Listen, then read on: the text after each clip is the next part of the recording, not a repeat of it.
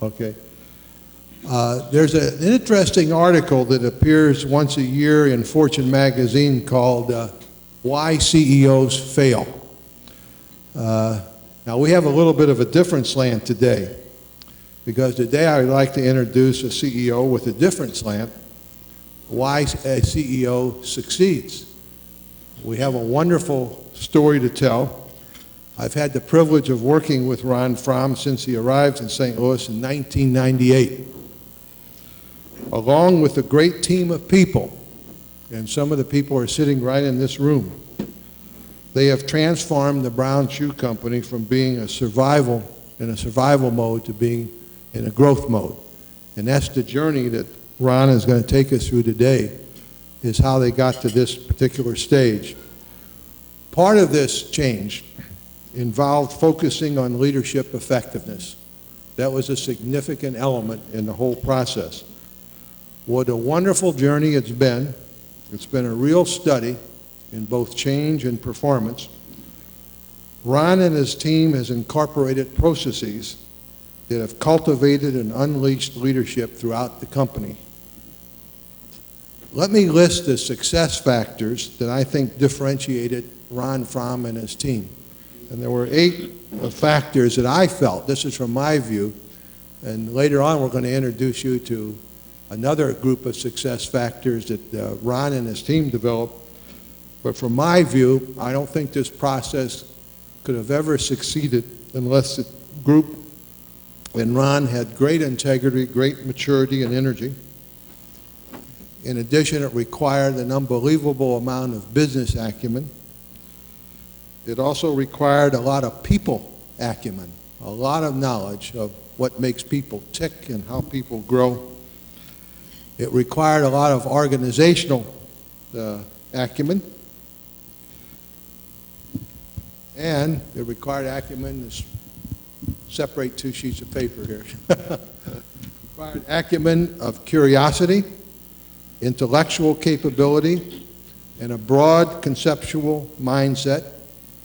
It required superior judgment, an insatiable appetite for accomplishment and results, and powerful motivation to grow and convert learning into practice. Without these qualities, I don't think this whole process would have worked. Now, what we're going to do, the format we're going to follow today is I'm going to have Ron present. Then all of you will be able to ask questions. Then I'd like to comment further on the processes that were used by Ron. And then, according to our promise in the letter we sent to you, this being an election year, I promised I'd make a few comments about the leadership style of U.S. presidents. Not the present ones. I don't do that. I'll get beat up if I do that. But I'm going to give you a system for looking at the leadership effectiveness of U.S. presidents if we have time. Without further ado, I'd like to introduce Ron Fromm, the CEO of Brown Shoe Company. And I think you'll be fascinated with the story he's going to tell today. Ron?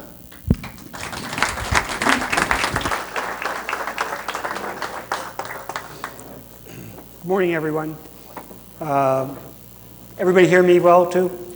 I'm usually, quite frankly, don't use a mic a lot. I just seem to be able to reach most of my folks with my yell out the door, but I'm really sort of a little bit betwixt and between, because I don't do this. I'm not sure how Bob talked me into doing this. Because I have to tell you that I really believe that the CEO is the least important factor in this whole thing. And I say this, I actually start my management team meetings. Back up.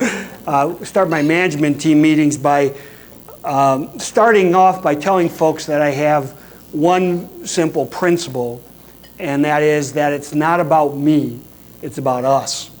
And it's about us as Brown Shoe Company.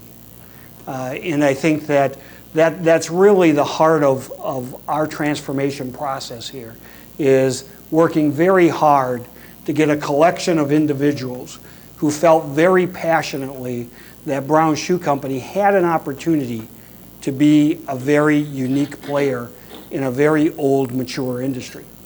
I was fortunate enough, and like I think probably many of you, probably to some degree accidentally became chairman one day. They had a long process of sourcing a new chairman and all those type of things, but ultimately it came down to finding somebody who had a passion and belief that there was a reason for a footwear company still to succeed in this business, and so it really started with a passion for the business, and then finding a passion with a bunch of other people. And I got a whole crew here, and it wouldn't be fair if you guys just stand up, and I'm not going to introduce all you, but Andy and Dave, Byron, this is really the crew that's making all this happen, and I really appreciate it, Diane, and so I do. Okay, let's try this here. We go backwards, is that better? Or we go forwards, is that better? I think if we go forwards, it's better. How about that? Is that better? Good. Okay, we'll try that. Okay. I really just took, one of the beauties of having you all here is your timing is perfect. We have our shareholder meeting tomorrow. So I don't know if Bob knew that, but that really makes it easy and we released earnings last week, so that makes all those Sarbanes-Oxley things I don't have to talk about. So, everything I say has sort of been on the record. If you have some interest or something up front or somewhere, there's an annual report, which, my team who just did it is very proud of. I think it's a terrific example of what we're all about today, and you can pick up one of those things. And there's also one of our little investor guides that actually has the slides for the investors meeting. That's all on the internet, which says that everything I said has to be true. So, I thought I'd start there. I also wanted to say this up front. I actually was looking at, because I do have the shareholders meeting coming up, and the theme of the shareholders meeting is something like this. Daddy, are we there yet? I think you all have been on one of those automobile lines where they keep asking, are we there yet? Are we there yet? Well, my simple answer for all of you to understand is Brown Shoe is not there yet. So, I appreciate that a lot of people think we've made a lot of progress and give us a lot of credit for making a lot of progress. But, I just flat out tell you that, if you look at us on any industry average, at best, we're average. Okay? At best, we're average. Probably in many, many statistics, we're still below average. And so, so with that, I sort of go, well, why am I here? and Bob said to me, he said, Ron, he said, it's a very interesting story because he said he thinks you're doing a lot of the things right. You're doing a lot of things that people take, that I always believed, for the most part, were common sense. And then I met Bob. And one thing I learned between Bob and that I've really somewhat become very familiar with the book Good to Great by Jim Collins. And I never know if Bob wrote it or Jim wrote it. But I know that if Bob didn't write it or Jim didn't write it, then either Ben Franklin or Jesus Christ wrote the rest. Because I know that everything those guys tell me is in that book in one way or another. But and that's because it's all about leadership, and it's all about people. I'm going to try to do real quickly. What happened? Brown Shoe Company has we're 126 years old. Okay, we got a great heritage. I always like to say for 100 of those years we were really fantastic. Okay, and then around the mid-60s, believe it or not, the government broke us up. They said we were bigger than Ma Bell, I guess, and they said, guess what? You control a 50-some% interest in the shoe business, okay, and you're too big and we're going to break you up. And that started a whole raft of things. We we had to divest. We took the money. We invested all kinds of other stuff. Sort of back in the 70s was a thing to do, okay? And we lost our way. Okay, I mean, that's just a simple thing. But we lost our way not just because management wasn't good, but because they had three real interesting events that happened rather, simultaneously in the way we lived, meaning over a decade or so. First one of those, we lost the case. We had to go and deal with all that, which was a mess. Okay. Second, tariffs on footwear, which were very protective, okay, were taken off. Okay, and the protective tariffs were greatly reduced, which opened up the world to importing footwear. Okay, so we were a great manufacturer, and all of a sudden, we were going to be open up to very, very cheap imports, and so that changed the world at Brown, and clearly forever. Third, we also were going consolidation of retail, particularly in the department store industry, but thousands of mom and pop retailers, shoe stores, all consolidating together. Okay, which changed the entire landscape for footwear as well. Okay, and so this in the 60s, when the government decided, well, you were too big, and we're gonna make you change your way of habits, to whatever percent of market share we had then.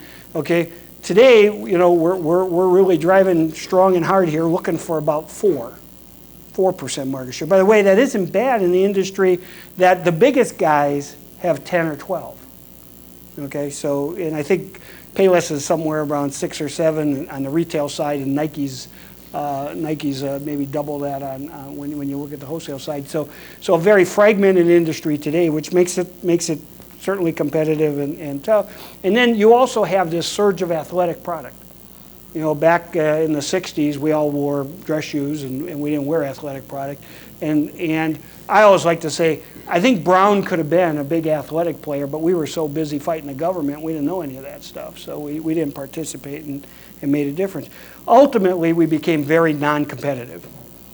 Okay, and we lost our focus and our way, and we had to do something. I had a real great opportunity when I became chairman.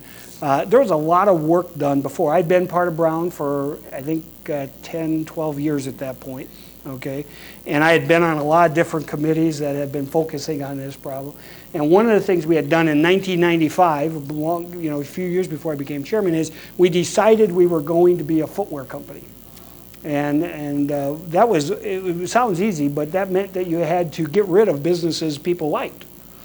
And so we decided we were going to be a footwear company, and we were going to divest all the rest. And so, which really set the stage. So happened that when I became chairman in 1999, we were able to change the name from Brown Group to Brown Shoe Company.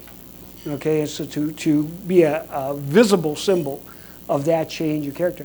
I'll tell you what a wonderful thing for a new guy to be able to come in and say, guess what, we're new, to all the people, to all the teams, and have something very visible to change. I don't think you get opportunities like that very often. So, that really made a big difference. The second thing we had an opportunity to do was to really take, what I like to say, assess where we were. And so we did that in a number of ways. First one, I did what I think all of you would probably always do. I went out and I talked to first the people who were working for me, okay? And they were full of good stuff, I got to tell you. It was great. They all had, just every day was another list of good things that somebody else was screwing up, but they were sure that we could help. The second thing we did is I went around and literally to my customer base, which is, roughly, while there's 700 or 800 guys competing for shoes every day, we have two big shows in Las Vegas every year, a couple of shows in New York every year. There's about 800, 900 vendors that are trying to, well, there's about 13 customers. Split up those 900 vendors, but but I went around and talked to those 13 customers, and the good news is everywhere I went, they listened. They opened the door wide open, and they were very, very supportive, amazingly so, and they consistently told me that Brown was a terrific company. They had great credibility. They followed through on what they said time and time again. And ultimately, it would lead to very nice conversation. And then I'd say, well, if we're so good, why is our business so bad? And they simply said, your shoes are ugly. Yeah. So, and of course, you know, in some ways that was good. In some ways, it pointed out to the work that we had to do and to say, you know, how do we become style relevant? And it was a big thrust from an operational side, has been for the last 4 or 5 years, is how do we become more relevant on the fashion side?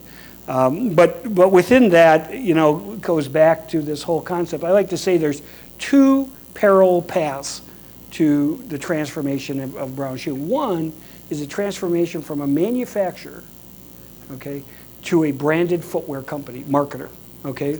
We don't manufacture anything anymore. We thanks to Dave Schwartz, our head of sourcing, he closed the last 2 Canadian plants this year. So we don't manufacture anything more. We source worldwide. We have one of the best sourcing structures in all footwear industry. Okay, but we have to shift from a manufacturer to a marketer. We had to connect to the consumer. And that was something that Brown just simply didn't have the capabilities or the competencies to do. And we weren't competitive, which meant we had to be taking a real serious look at talent. So you have this transformation from a manufacturer to a marketer. At the same time, okay, at the same time, you have a second transformation, and this is a transformation from an entitlement culture to a performance culture. You know, and I don't know how one develops an entitlement culture, but I tell you, it wasn't hard to see it. You know, it was not, you know, wherever you went in the organization, people felt they were entitled, not to pay, well, maybe that too, but they felt that we were entitled to success instead of earning success. And so we had to go and literally sort of teach people that we're not so good. You know, and in one ways, being a $2 billion company in the footwear industry at that time, everyone assumed because you were big, you were good. You know, and yet when you went and talked to the customers, you know, they were kind enough to say, well, you know, you're really a great organization. You know, but your shoes are ugly. You know, the second part is we actually went and did a pretty detailed study about what does that mean we're not good. And we worked division by division. And by the way, I like to say the arrogance factor amongst the divisions at that time. By the way, I was there. I ran Famous Footwear with my partner up there for many years. So you know, all of a sudden I'm on the other side of the aisle and I realized how arrogant we were at Famous Footwear too. You know, that just amazing how arrogant you can be when you kept comparing your mediocre performance with, let's just say, the Brown wholesale and those groups' really poor performance. That made you look good, made you feel good, but everywhere we went, we'd get real data. Okay, and we went and we talked to, yes, consultants. I actually do believe in consultants, and we brought in some people, and a number of them. I took a number of them because we bring in a group, we talk to management, and management would disregard the consultants. They you know, give us all kinds of excuses on why they can't be right and all that type of thing. But after about the second or the third group, okay, in different ways, which consistently came back and said the same types of things. Okay, said, you know, one consultant I thought did a great analogy. He says, you just don't understand it. Your platform is burning, okay, and you're just not going to exist if you don't get off it. You know, you're just not going to exist. And so we created something called Project Impact. It started as a mythical project. Okay, we had a lot of work to do. And the consultants came down and said, you know what, you have a lot of things to do. You have a lot of things to do on the operation side, and you have a lot of things to do on the human resource side. And so on the operation side, I'll try to condense it and make it simply. We had too much inventory to run our business. And we had processes developed to make sure that we always had too much inventory. Okay. And so Project Impact simply said we're going to move from a resource inventory rich system that basically said you're always going to have product there to a velocity system that said freshness of inventory was more important than having it. And literally over 4 or 5 years, we're going to get to Project Excel at the end of this thing that says we really shifted the entire thing on how we managed inventory, okay, to this freshness system, which opened up our whole world to the fact that, guess what, the customer, and I think a lot of changes happen with her, okay, and even though I sell kids and women's, and I mean men's shoes and everything, it's still her. As she's going to drive all that purchasing behavior, you know, that the customer said we would rather have something new on our feet, okay? That's the most important thing. Yeah. So therefore, why don't you start developing systems that allow us to bring new product to her more and more often? And literally the entire footwear industry is undergoing sort of that supply chain cycle of moving up on how quickly we respond. We used to be an industry that you bought new shoes in the spring to sell a year later, and then you did that again 6 months later for the fall, and to sell a year later, and you had lead times that were 100 days, 120 days, 140 days. Our Project Excel initiative is asking us to drive lead times to 45 days. So it's a complete flip-flop of that thing. But Project Impact was all about the initiative to change the way we manage inventory and to consolidate all of our silos. I think that you can go to almost probably everybody in this room has experienced this one way or another. And we had more silos and divisions. We were this independent, autonomous, independent group of interesting divisions, okay, with no center core. You know, and so we've changed that to what we like to say is one, and the emphasis on quotes one, okay, increasingly efficient brand-driven enterprise. And that there's no difference, we're a footwear company, there is no difference if we're selling retail or wholesale. The customer doesn't care. You know, she wants to make sure she has relevant style product that's right for her. You know, that's, you know, she's pretty clear about that, okay? And again, as we shift from this transformation of manufacturing to a footwear marketer, you know, we sort of leapfrog over this, which was a tougher issue for us, is should we be wholesale, should we be retailer? The answer is yes. Let's be a footwear marketer, you know, and then we can leapfrog over that and make that happen. This Project Impact was you know, probably 18 months in the initial phase, another 18 months to a year, 2 years to start full implementation. We took $65 million out of our, Andy, what would it be, $400 million base inventory? So 20%, 25%. We run the entire chain with, that's got about 200 million more in sales today with 65 million less in inventory than we had then. And we don't see any reason why it shouldn't go down. And at that same time, we ought to satisfy more customers, have a greater breadth of inventory, because basically what we did is we kept a lot of old inventory. You know, that sort of was the basic premise. But in that whole process, we had to go and change a lot of management. And when I say a lot, I suspect that over 50% of the vice presidents that were there 5 years ago are no longer with the company. And I like to say that for the most part they self-selected. You know, it wasn't a big rooted type of thing. It's just that they could tell where we were headed was not necessarily the same competencies that they had, and made work. We also wanted to make sure we understood what our core competency was, and we've done a lot of work around this area with Bob's help and others. But the core competency that we have is all about great value. Okay, we provide great value, and what we want to do is add great fashion. Okay, so we want to be known for great value and great fashion. Okay, and pull that together. But the key ingredient of that we found out was our partners. What we actually realized is Brown Shoe Company's breadth of customer base offered us a unique advantage in the marketplace. Because we were retail, and we ran 1,400 retail stores, okay, and we were wholesale, and we run a very strong wholesale business. We have the second leading women's brand in the country with Naturalizer today. We're the second largest provider of women's footwear at department store distribution now. And Famous Footwear is one of the largest retailers in the family shoe business. Our children's division is either the second or the first or second largest provider of children's footwear in the business.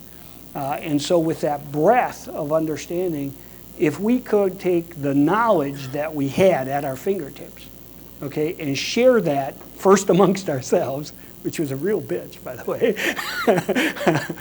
and then share it with our partners, we created a tremendous amount of power in a very unique platform that was not easily duplicated. And so when for me, when you read all this, the business guru moves, it's all about how do I differentiate myself in a unique way. And realistically, it was already there. We just didn't have it untapped. And we had it untapped primarily because we had this huge amount of silo-driven and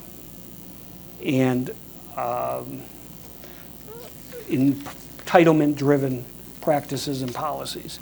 By the way, it's not like we, you can imagine that that's not the way we created it. Okay, I mean, on paper, we had, all the things that you would expect. We had performance management. I think we had 4 versions in my lifetime at Brown. So, we had performance management. We had banding. We had lots of initiatives around mission planning or vision planning, all those types of things. But in all that work, it was always division by division, and we weren't taking care of the whole. And so this concept of what we call oneness became sort of our mantra. Is everywhere I went, we kept trying to point out to people that you're the same. You're maybe a different division. You may have different products. Your scope of offering might be different. Your customer base or your unique buying base might be different.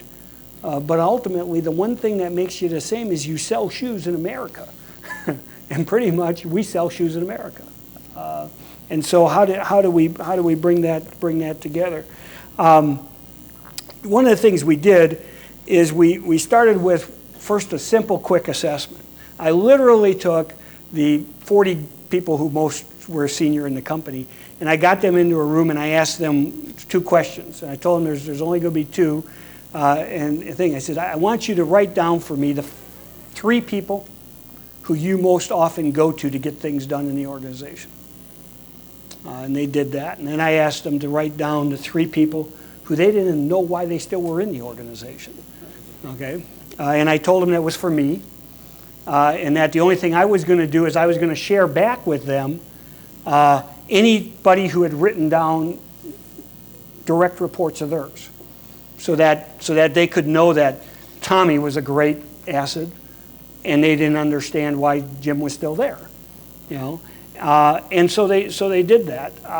By the way, I really hadn't kept much track of that. It was in my drawer and everything. So for this meeting, I went back and I did it, and that's where I came up with my thing that 50% of the VPs are gone because they're not on that list. The interesting thing is of the list of people where people said our go-to people, 100% of those people are still in the team. Okay, and so they already knew it. That's my learning from the thing is they already knew who the go-to people were. All they had to do is to be released to sort of use them to go to it, particularly cross-functionally. How do you make that happen? So simple assessment process. If I said we had a huge lack of trust in the organization, I think that would be a just tremendous understatement. And it's interesting because I don't think it was a personal lack of trust. I think it was a naive. They didn't know what the other divisions were capable of. And they assumed the worst, which was always weird to me because I just sort of think I grew up assuming the best of people. And so one of the things I did a lot of, Brown, is is talk to people about talking to other people. You know, challenge them to pick up the phone and say, you know, I was over here last week, and you know, those guys are dealing with the same thing. And by the way, I think they got a lot of good work there. And one of the key phrases we talked about was a lot is, you know, this is good work. How do we recognize good work and allow more of that to come thing? We started another simple process called a monthly team meeting. Everybody has their own version. Mine was pretty simple. I just told the people that they ought to, at 11:30 one morning and every month thereafter, everybody who's in the building at 11:30 at that time comes down to the conference center, and we have a little chat about where we are, what we're doing. We do recognize, it became very important in this entitlement culture. This is something that might change in the next few years. Diane Sullivan's our new president, and I know we've had some conversations already because she was a little bit, oh, this is interesting, because we spent a lot of time recognizing seniority or how long people been around, okay, versus, you know, what great things people are doing. And that type of thing. And an interesting thing is, we had a lot of people, they don't like recognizing individuals. They constantly keep writing me these little things that say, would you recognize this team or this group and this team? And I can write back and say, well, which group or who are the key leaders on that team that are making a difference? And they always like to come back and say, oh, well, it's everyone. And I go, well, that can't be, you know, because it's never everyone. You know, somebody's driving the bus. And so we have a lot of conversation about, are you on the bus?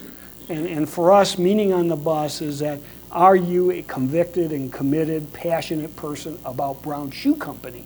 Not about this division or that division or this division, but are you a passionate person about Brown Shoe Company? Because if you are, I got a lot of places for you to grow and go, you know. And if you're just, you know, passionate about this part or this part, that's probably good, it's probably okay. But we need people who are going to be passionate about Brown Shoe Company. We tied assessment. A lot of this, by the way, you know, Bob's too humble to, I cannot tell you how many times I call Bob and I go, Bob, I'm thinking of doing this. And somehow he always makes it feel like it was my idea too. That's neat. But we tied assessment to promotion. So anytime somebody wanted to get promoted, okay, or hired into a senior shop, they had to have a formal assessment. We worked with Psych Associate and created an assessment tool that worked great for us, what we were trying to do. And we've been religious, is that since 1999, not a single person on my management team has been part of the management team without going through the assessment process. And it's created a beautiful foundation for us to do succession planning, executive development, and other things. We created a depth chart for the talent, and we sort of mimic things from Emerson and May that Bob was very familiar with. We have a whole room that's set aside that we can go in and play with names, play with different things, put lots of fabulous different things on the wall, and quite frankly, we're still, you know, that's something that's going to take a long time to get used to, because the tendency is to think that you already did the work. You know, how many times do I go into a meeting, somebody says, well, I want to do this, want to do that, and I'll say, well, you know, have we gone over to the room and laid that out? Well, you know, just the fact that they hadn't done it or hadn't asked to do it tells me that they haven't really, you know, sort of explored out the opportunities. By the way, we went out and hired, one of the key talent components is we hired a terrific human resource professional. I wish he was here today. Doug's not, he's up at Madison, but he's been just a key ingredient to making this all go. I can't tell you how many human resource folks I've interviewed over my life, okay?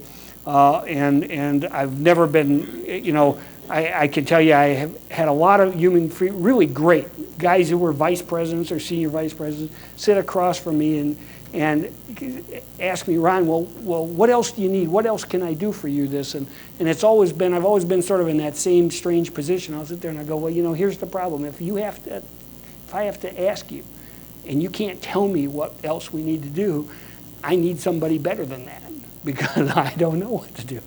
You know, and Doug's one of those guys who helped us identify how do we take a different look at the whole talent system. By the way, the one thing that happened is we spent a lot of money on systems, creating what we like to call the process of editing. Okay, so how do we edit our merchandise assortment? How do we edit our store base? Okay, how do we, so now how do we edit our people? Okay, so how do you, and we actually built and invested, one of our most significant systems investment was to put in place, and Andy, maybe I get goofed up here, PeopleSoft, is that the, yeah, I think we put in PeopleSoft enterprise-wide, okay? Before that, all people were managed and controlled by the division they were in. So there was no cross, again, silos was big. I was telling somebody earlier that we just built a new facility in Dagguan, China. It's great. It's going to house about 450 people or so. It's just a fantastic, both technical and sampling environment out there. Built in a beautiful new place. You wouldn't even believe it was in China. And it's great open architecture, great flow of people, great thing. It's everything that the Brown Shoe Building is not. When I think Diane, when I first interviewed Diane and we brought her down, and she had actually, the walls in the Brown Shoe Complex are almost famous. We bring people in to be interviewed and they said, oh, there's the wall. Because we actually built the wall to separate our then Pagoda division from our Brown division, from everything like there. So when we said silos, we were very, very serious about getting rid of the silos. We assembled leadership and actually said that leadership education was something that we were interested in, and if you wanted to get ahead in the organization, you're going to have a personal development plan. And I can tell you that it was tough for me, but all my people to go through that process was a real challenge and work through there. So performance management, and then we've been doing more and more work on leadership values. And I think that at the end of this conversation, Bob's going to share the leadership standards that we created for our team. I think it's personal work. I think it's not something you copy. I think it's what you do for yourself. We're doing more and more succession planning. We've got a lot of issues, positive issues that we have to deal with, and we're doing more and more formal 360 feedback. And if you've ever done 360 feedback, I find it really fascinating because I think this is year 5 for us, and I think we finally have maybe a dozen folks who actually can honestly fill out a feedback form. Because the first year we had everybody fill it out, everybody was perfect. It's just amazing how great all our people were, and I kept trying to look at that stock price and wondering how come there was this discrepancy between the stock price and how great the people were. And through leadership development, what we've been able to do is help people understand what better leadership or what great leadership looks like. And so with that process, it's real interesting. So the grading is actually made, people who I actually would tell you I know for a fact are better leaders today than they were 5 years ago. Their grade is probably lower today than it was 5 years ago because their understanding of what it really is like to really make a significant difference as a leader on a continuous basis has really changed. And I find that learning to be just really sort of one of the incredible things. I think that's the where I probably close is I never knew. I heard people talk about a learning culture. I sort of always been interested in sort of the leadership development area, and I heard people talk about it, but I never really understood what they meant. And we've been doing this for about 5 years, and it's a new team, and they're very motivated. And they're very engaged. And now we actually will meet, we meet about every 2 or 3 months with a team of 30, okay? And that leadership team, one of the things we charge that team with at every meeting is to talk and share about learning that we've had and how do we make learning a principle. And we have something on the production side that leads into this Project Excel, which is our sort of world's best version of supply chain management of the future for footwear, okay? But it's more than that because it connects supply chain all the way back to the customer that says, how are you going to make sure that you're giving fresh product literally every 6 or 8 weeks to that retail customer that's coming into that store. So how do we take that whole loop of learning? And we have something called test and learn in that process that says, in the old days, we basically would have all our design teams go out and say they scour the world, I guess, and they'd find the best shoes for the marketplace, and then they'd do all that work, and then they'd sell them. And then 6 months later, you'd see them on the floor, and we do all that type of stuff. Today, if Byron or Gary is out in the marketplace or one of their team people in places, they literally can take a snapshot with one of those digital cameras, okay? If they're really fancy, which I'm not, they could probably have the camera shot back that night, I would think. They can transmit that data between our offices, our sampling division, okay? Those people can start sampling processes, okay, immediately, okay? We used to think that was great, and then I think one of the guys says, you know, what if we just bought the shoe? And so we have a facility, we have facilities in Venice, we have facilities all around the world. Now we see a sample, we actually go and we just find where that shoe's currently being built, okay? Under some other name that's close to I mean, the last and things are right for us, and we'll relabel the shoe. We'll actually bring it into retail, into our stores, literally within weeks.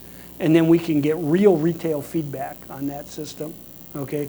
And I like to say then we match up. So you have that sort of people's gut feeling going on.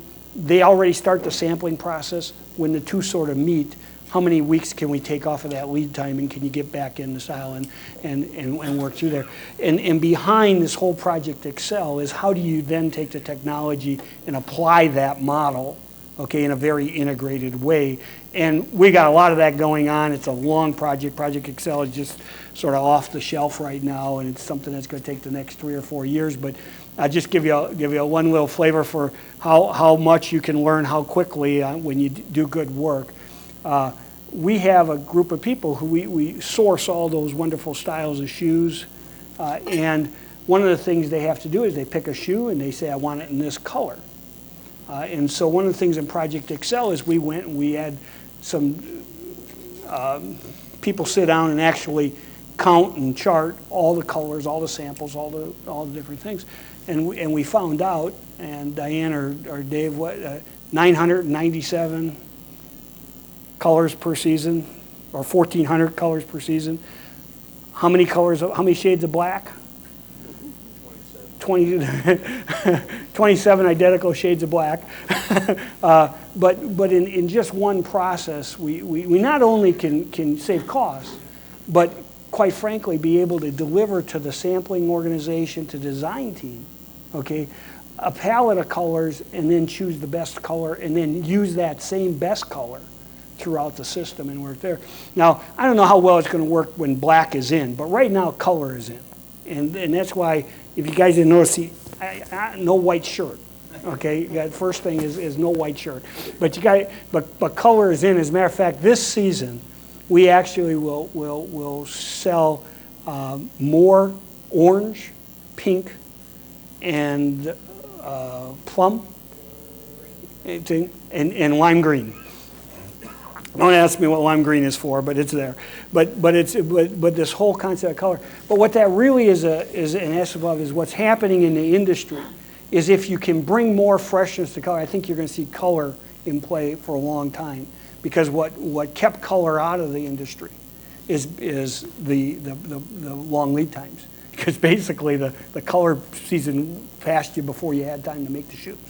You know, and then you basically had markdown, so you worked through there. So manufacturing to marketer, we didn't spend a lot of time on marketing. It is a core need. It's one of the real reasons why we've continued to add more talent in our organization. One of the things I'm probably real excited about, I think that we've added 75 or 80 people to the St. Louis team this year alone.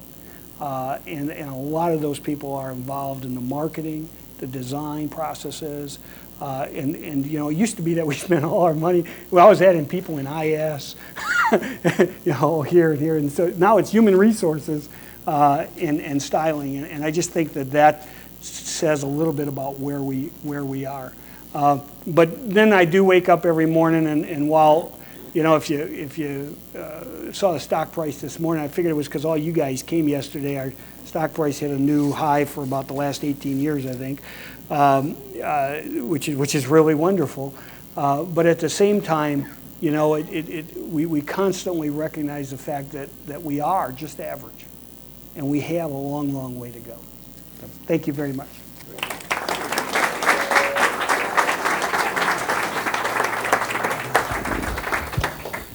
Isn't that a wonderful story when you think about it? This is how a human organization made a major change in their culture. Thank you.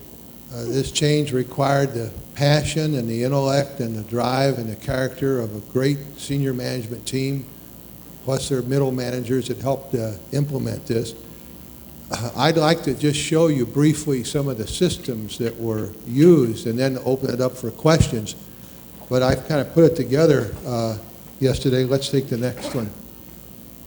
Yeah, let's look at this one here over on the left. Essentially, I think what Ron was adopting there is what we call a high-performance model in the change of this culture and in the direction he took. And what he did is met the first condition of, do we know where we're going? And essentially what he did is he and his team took the organization and changed it from a very sleepy manufacturing kind of company to a marketing company in the footwear field. And they're now very aggressive marketers. In addition, they've changed the culture from an entitlement culture to one of performance. Those are pretty drastic changes. It takes a lot of work to make those changes. But that's where the organization is heading at this point. So they have a pretty clear vision of where they're going. In addition, they were ensuring, do they have the people to move forward? Do they have the people it takes to do that? And this is something that they've been working on very assiduously since 1998, making sure that they're bringing the right people in. And in just a minute, I'll show you the kind of success characteristics that they look for, but that's a very big step. Then not only bringing the right people in, but developing them and enabling people to perform. And this is mentoring people, providing feedback to people, making sure people are continuously improving in terms of their leadership skills.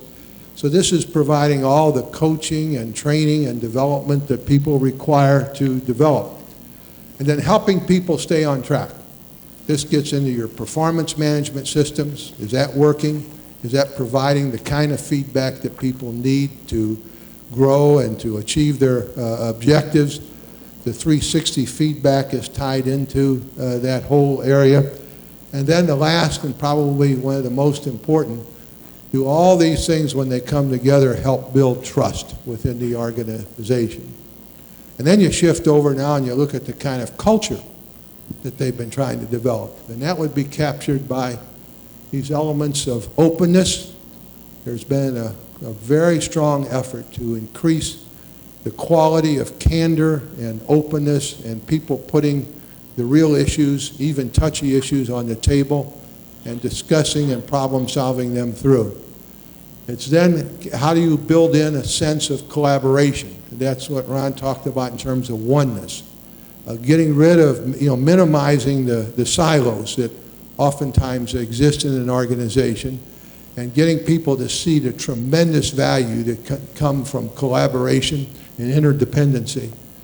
And then the power of using the intellectual resources of an organization, that's involvement. How do you reach out and involve people?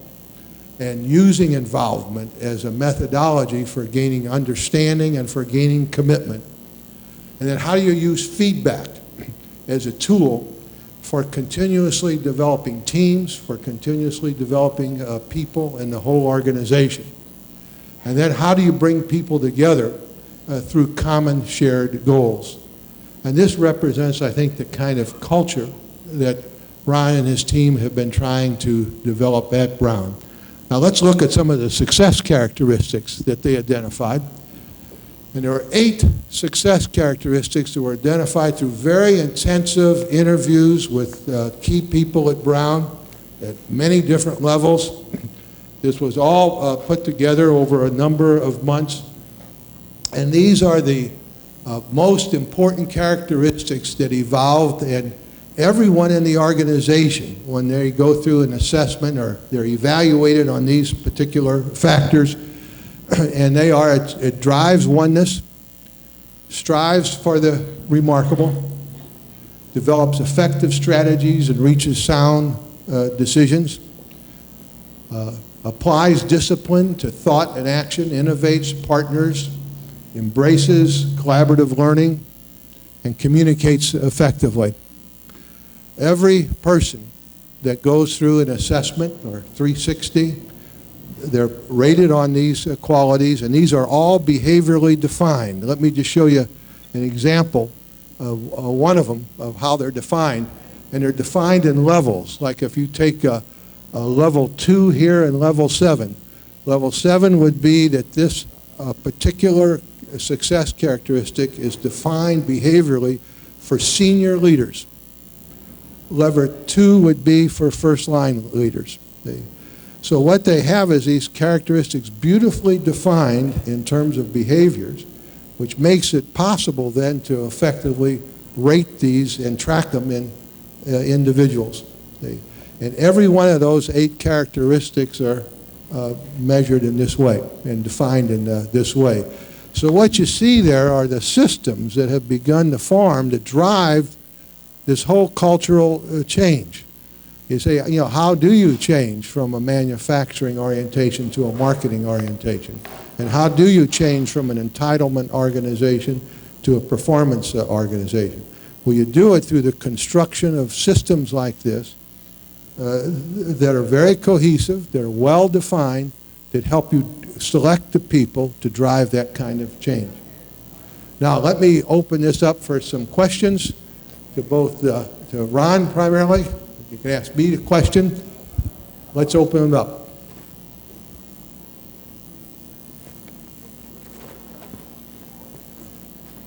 Yes, David. As you move from manufacturing to marketing within the culture of the company, what happened to manufacturing? Did they take on a second citizen role, or did you have to do some work there as well? Yeah, I think that first of all, I think that the manufacturing mindset was somewhat deeply rooted in the leadership ranks, and was the sort of defined power base of the old brown shoe company. And to be real honest, I think that those folks really self-selected pretty early, and really allowed in the talent base of people who were much more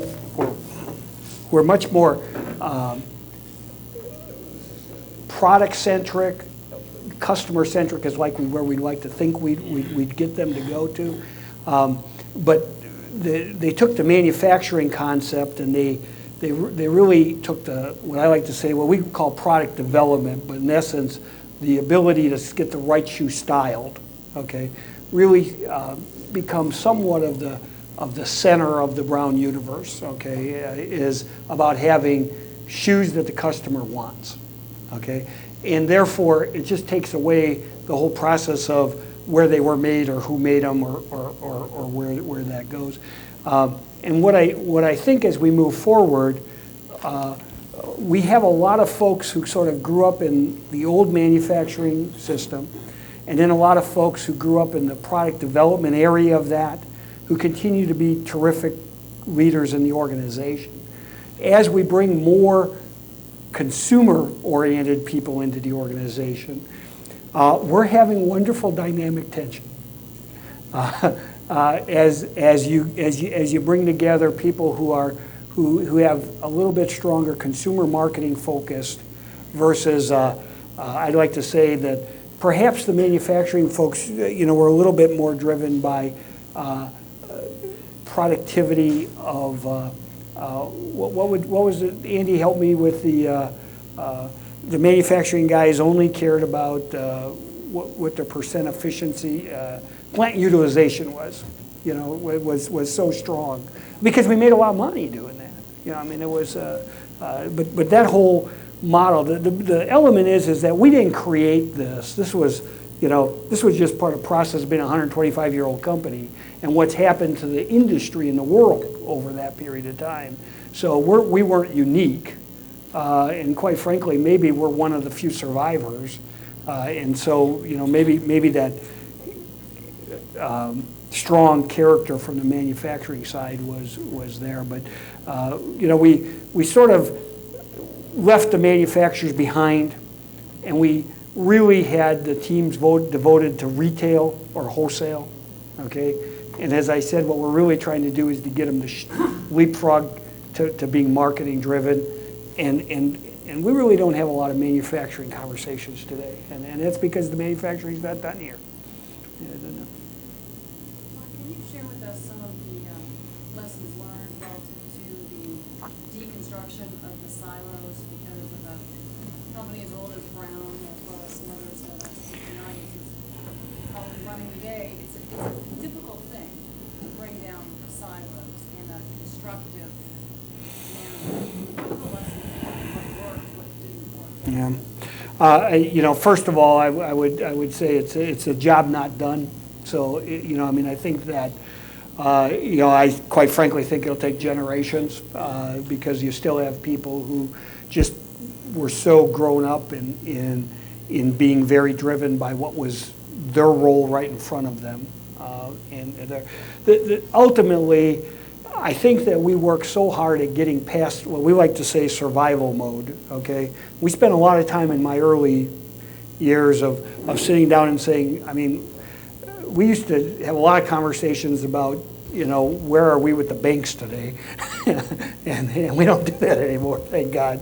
And part of that is you've got to get yourself past that point so you can start working on things that are going to be sustainable. One of the beauties of being part of Brown, though, is early on, you know, board members, past chairmen, many people would sit down with me and really help me understand the yoke of a 125-year-old company. And Ron, wouldn't it be nice if that was still there 125 years from now? And did it in a way that encouraged me not to be doing things that are short-term, okay? But to take a position that says, you know, you can be better than that. You have a base and a foundation on there. And I say that because I think you have to be committed that this is not going to be a short-term act. We did some real visible acts. Gary Rich, who's sitting up front there, a first visible act is Gary and I literally left Dolph's office, walked down to Gary's office, walked in and said, Gary, I got some news for you. You know, we're going to do this. We were combining sort of divisions and doing some things. And I said, what I'd like you to do is I want you to partner with me. And Gary was on one side of the wall, and the division I was taking over was on the other side of the wall. And we literally, I said, Gary, would you be kind enough to move over to where my predecessor sat? And he said, you know, great, I'll do it. And we moved over, and we basically, literally, in probably 10 minutes, Gary, right? We shifted huge acts of culture. By the way, we went and unlocked all the doors. Every division locked their samples so that another division might not sneak in and get one, you know? So we unlocked the doors. We literally took off the doors that kept corporate out. We had sort of built a little corporate empire up there. We had nice plate glass doors that separated the corporate entity from there. A little later on, as we got farther down, I asked Gary not only to move there, I asked him to move upstairs, and asked Dave to move upstairs. I moved all the operating guys up on the same place with me, and I said, I'm doing this out of my own selfishness, because I need to have you at arm's length. And so for a while, you guys are just going to have to go down there. So, and by doing that, I wish I could tell you I was smart. I'm serious. I did it out of selfishness. I could, you know, it took me forever to walk the building for 2 blocks and find guys, you know, and so I said, you guys can just, you know, hang up here a little bit. That way every day I'll get to see you, and we can talk and chat and sort of make that there. What I didn't realize, by doing that, I shifted the whole rotation of how people worked in the office to occasionally come up to the corporate office. I have to tell you, it's one of those things I'm working on now, because now I I just feel like they're so respectful of my time. They don't come and knock on my door enough. You know, so we got, you know, Diane coming on board, I think is helping change that again, and we're there. So we did physical things to show the difference of silos. I also would tell you that I think the way I would say this is oneness is not an option. It just isn't, and it's an option in a lot of people's minds, even still today, occasionally. But it's not an option, and it's not an option because for Brown, oneness is the power. It is the ability to have insight into the broad consumer segments that we serve, that brings Brown the power. And so it's not just somebody's interesting desire to create, you know, one collected collegial group. Okay, that behind it is the power of the knowledge base that we transfer. We believe that Brown's core competency today is knowledgeable partnership, not product, not marketing. It's that we have the ability to bring knowledge and our partnership to the marketplace. And we can do that with any customer at any, you know, one of the interesting things of Brown is we sell shoes at Family Dollar, and we sell shoes occasionally at Bloomingdale's. Okay? And sometimes even under the same brand name, which boggles all of our minds. But that doesn't happen very often. But you know, so that breadth is real key there. Ron, as you sought to change the vision of the company and also the company itself, and pursue strive for oneness, you might have changed the compensation system. If you did, how did you change the Yeah. You know, the interesting thing is we've made some modest changes. I think that one of the things, and this is an interesting thing, one of the things that Brown has always been terrific at is corporate governance. And thank goodness, because I took away all the Sarbanes-Oxley stuff. We're way ahead of it. I'm the only board member who's part of management. Everybody's independent. Always has been that way. We've always had separate audit, compensation, always for years and years and years and years. And so to some degree, and actually they did a really good job on compensation structure. And so all we had to really do is spend a significant amount of time in making sure that the measurements and accountability, okay, were tied into that. And so we've for many years we have a annual incentive system that guys got to help me again. I don't you know everybody, right? It's now everybody in the company is in the incentive system, and has been for at least pretty much close to a decade now. So long before I got there, okay, I was part of that team that worked on everything. So we've always had an annual incentive system. We have for the leadership group, we have a 3-year performance stock program that you know, it's got some pretty tough measurements in it. As a matter of fact, it's tough enough that the first 2 years of payout were zero. Okay, so we can say you can say we've made progress, but we didn't make enough progress in those first couple of years to have a payout. I suspect that we're on target for the first payout on that plan. As if we have a successful year this year, I think we'll have a thing. So there's so we spent a lot of time on what is the detailed measurements in that process, but the structure's been pretty in place. What we've done is I don't know if this is a right word, automated, I guess. With the new system, and the work between Bob and Doug and those people, we've added so much simplification to the system and dramatically improved the meaning of it, because each of these measures, anybody in the company can call up and see where that measure is, okay? And then when it comes to their performance, they're going to get a grade on that measure. And so now we have common language, and the people have to ask the same questions. And there's, behind each one of those, there's a couple of paragraphs that helps people guide to their thing. And we just finished, just in April here, finished the first sort of full round of this stuff.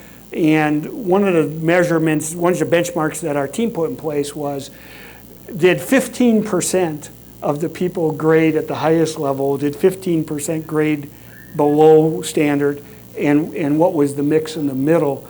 And we came out, division by division, we came out right about on that curve. And a lot of that's because we drove them with good probes. You know, we developed good probes that allowed us to ask the right questions to build that measurement system. But we were blessed with the core of that system has been there since, I think, 1985, because Andy, you're probably right. You and I, we sort of were in on that team. I was a rookie. I had no idea what that was going on, but they had this whole thing where you had to set all these measures and go through it. The difference today, I mean, back then we had the structure. It just didn't mean anything because people abused the structure, I guess, would be the way thing. They changed the stuff to suit their needs, and it's just not allowed anymore.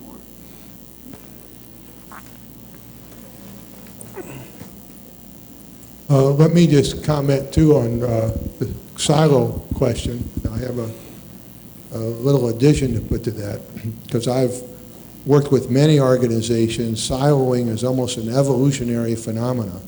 You always try to protect your turf. And there's one technique that I've developed over the years, and I call it getting a psychological baseball bat and then beating on the silos until you beat them into submission.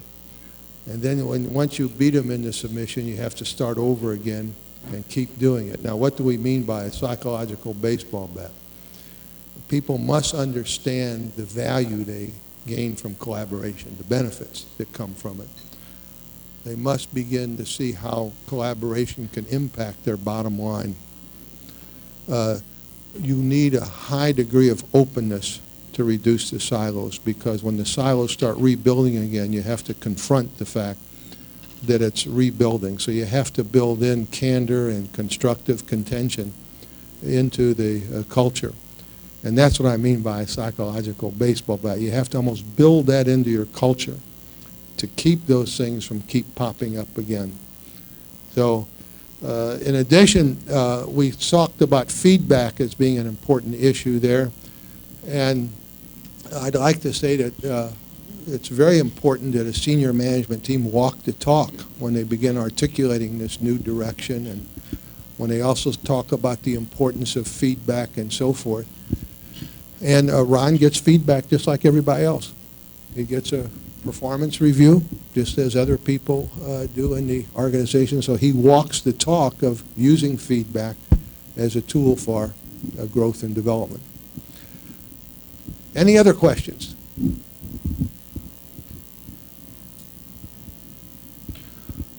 Well, let me talk about one other form of this being this was in our letter we sent you, so we have to deliver on this. This is talking about leadership effectiveness in another way, and that's looking at it behaviorally, and the fact that we have an election coming up here. You can actually use this model that we've written about as a tool for looking at presidential candidates, U.S. presidential candidates, and I'm going to show you how to do that.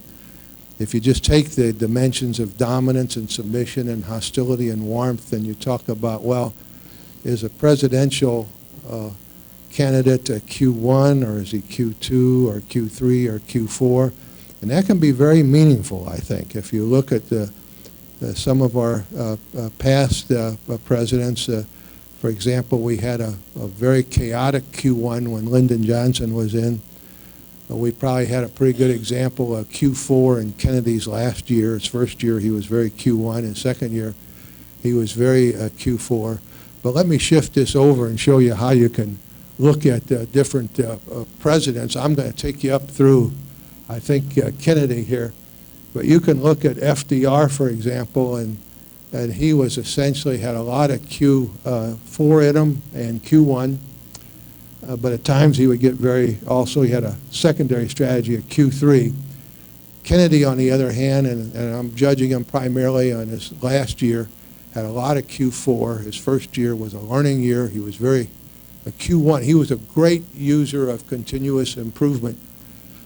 On the other hand, if you look at Johnson, he was primarily Q1, but under pressure he would move to Q2. He would withdraw and pout. And then if you look at Nixon, he too had a lot of Q1. He was an extreme withdrawal. He would, under pressure, he would totally almost lock himself in his office. The value, by the way, you look at Eisenhower, and by the way, he's being revisited. I would probably have to plot him differently. If you look at the literature on Eisenhower up until about 1990, it put him way down in the basement there in Q2 and Q3. However, today he's being re-looked at, and I'd say there's a heavier element, much heavier element of Q4 in his behavior. But let me show you an example here of what you can do. This is George H. Bush. This is senior. This is not junior, okay? So this is his daddy.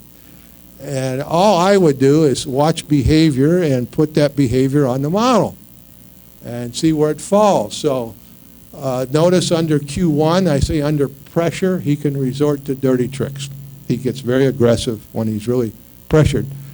Under Q2, reluctant to make tough decisions, sometimes reluctant to say what he would recommend. Notice there's quite a bit of behavior I saw under Q3. Does not shake things up, avoids controversy, does not actively confront, a bit easygoing, likes harmony, elusive, changes mind a lot. Under Q4, he inspires affection and trust, builds team spirit, obtains involvement, excellent at networking, builds morale, willingness to forego personal glory, a team player. And then I have a comment below regarding what I felt his cognitive style was. And at times I felt his thinking became rather muddled and he makes gaffes under pressure. Thinking is not orderly or systematic. He's more intuitive than he is systematic. He's bright, conceptual, a little bit fuzzy and vague at times, a lot of varied experience. Okay. Now let's look at the next slide. I have Dukakis on there. Remember Dukakis? Let's look at him. Notice with Dukakis, heavy Q1 loading as I observed him. All the way from aggressive, cocky, know-it-all, poor listener, feels he is smarter, bulldozes, more task than people-oriented, overly sensitive to ridicule, priggish, self-righteous, imperial, insensitive. I got a good amount of Q2, a sphinx-like composure, grim at times, colorless, earnest, a nerd, dull, reserved, cool, uptight, a loner, turns inward under pressure, cautious, stiff, lacks humor. And I think finally the public picked up on those observations that I made in addition. Now, here's the tool here. Leadership goes over to watching Canada, or people who lead the country as well. Much as Brown has paid attention to their leaders, we should be paying attention to our leaders and watch their behavior, watch their actions, and put them down on a model and see what you come up with. See? And then ask yourself the question, how is this leader going to make decisions? And how is this leader going to execute? If you can answer those two questions, it'll tell you, you'll build a window into the mind of that leader, and I think be able to make a more informed decision. Okay, any other questions? I'm going to let Joe here tie it up. Joe, you've got some announcements, but are there any questions before we tie it up? Joe? Yeah, I want to thank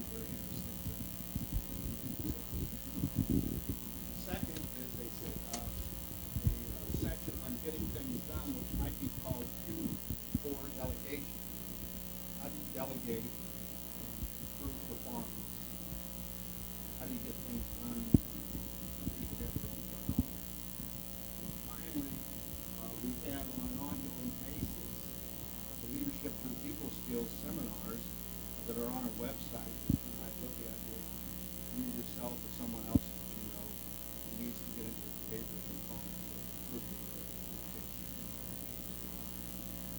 One thing that we have that might be very interesting to you is that in September, we're going to have a senior executive leadership seminar where only CEOs and senior executives will attend. The dates on that will be 9/28 through the 5th. And then finally, we are going to have a little drawing, both of a seminar, one of our leadership seminars, and also of a seminar on why people get things done. So I have a fishbowl here, and I think I can have, well,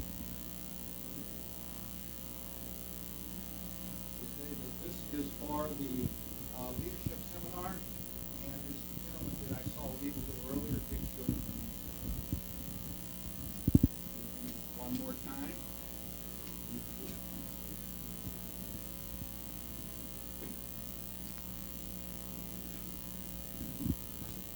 And that's Mark Coleman, System Service Enterprises. Mark, are you here? This is the White House. He's not at all. Everybody is. Oh, yeah. They will be delivered to them. Thank you very much for your time. Okay, and Ron, thank you for a wonderful presentation here.